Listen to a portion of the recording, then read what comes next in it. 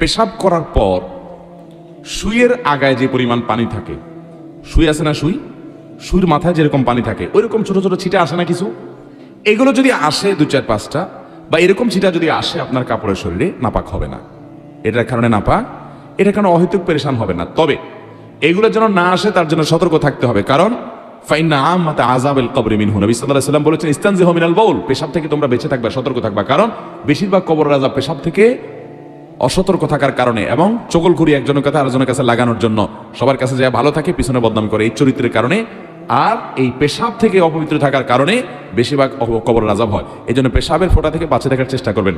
দাঁড়ায় যদি সরসর করে পেশাব করে দেন তাহলে ছিটা বেশি আসবে, এই জন্য বসে বসে করবেন এবং উপযুক্ত জায়গায় করবেন। তারপরও যদি ছিটা চলে আসে, ওই যে সুইয়ের আগার পরিমাণ এরকম ছিটা আসলো 2টা 4টা 6টা, এতে কি হবে না, নাপাক হবে।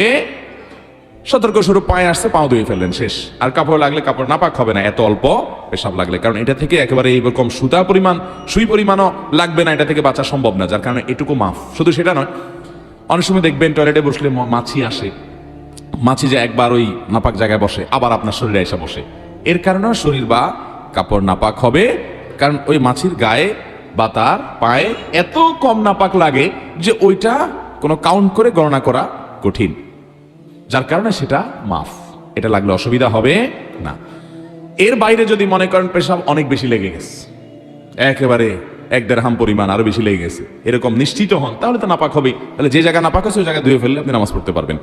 আবার অনেকের আছে লাগে নাই কিন্তু তার সন্দেহ হয়েছে, যেমন প্রশ্ন যিনি করছেন উনি, অনেকের আছে এটাকে বলা হয় সূচিবায়ুর রোগী, আছে না, এ রোগ যে লাগছে মনে হয়, এই মনে হয় দিয়া নাপাক হবে না, এই মনে হয় কোনো বেল নাই, এটার পাত্তা দেওয়া যাবে না। এরকম সন্দেহ রোগের কারণে অনেকে দেখবেন ওযু করতে আধা ঘন্টা সময় লাগে, আছে না নাই, ওযু করতে আধা ঘন্টা সময় লাগে, কেন? তার সন্দেহ হয় মনে হয় একটু শুকনা রয়ে গেছে। হাদিসে আসছে 3 বার ধুইতে, সে 30 বার ধোয়ার পরও তার সন্দেহ থাকে আরো, এটা সন্দেহের রোগী, এই সন্দেহকে পাত্তা দেওয়া যাবে। আপনি 3 বার ধুইবেন, ডলবেন, এরপরে যদি আপনার মনে বলে যে মনে হয় শুকনা রয়ে গেছে, ওরে বলবেন তুই দূর হ, আমি হাদিস অনুযায়ী 3 বার ধুইছি, অতএব আল্লাহর সাথে আমি বুঝুম, যা, কোনো টেনশন নাই, টেনশন করবেন না। এই অতিরিক্ত টেনশন করতে অনেকে উজু করতে করতে নামাজ শেষ হয়ে যায়, জামাত শেষ হয়ে যায় 1 রাকাত 2 রাকাত, আছে না নাই? মুখে নিয়ত, এটা তো পড়া কোনো নির্দেশ করা না দিছে নাই। আমি একবার এক ব্যক্তিকে দেখলাম নামাজের পাশে দাঁড়াইছে জামাতে, আমার পাশে আইসা সে নাওয়াইতুয়ান পড়তে পড়তে এই অর্ধেক পড়ে আবার শুরু থেকে পড়ে, হয় নাই মনে হয় আবার পড়ে, এসব করতে করতে ইমাম বেচারা রুকুতে যায়, রুকুতে গুইটা দাঁড়াই হয়ে গেছে, আর সে নামাইতের মধ্যে পড়ে গেছে, যেটা পড়ারই কোনো নির্দেশ ইসলামে নাই। তো যাই হোক, কোন প্রকার সন্দেহর রোগকে গুরুত্ব দেওয়া যাবে।